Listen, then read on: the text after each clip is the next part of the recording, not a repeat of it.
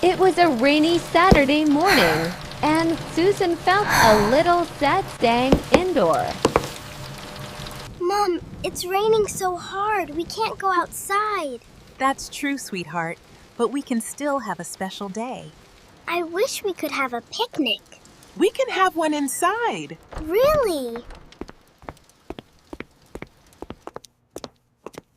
Can we add biscuits too? Of course. You're such a good helper. This is gonna be fun.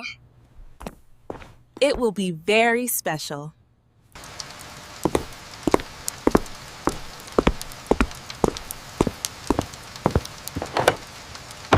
Let's make it cozy. Great idea. Sure. Everything feels nicer when we do it together. I won.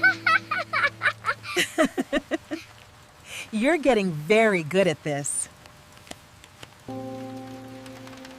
This is the best rainy day ever. I love you, Mom. I love you too, my dear. Susan and her mom made a beautiful memory together.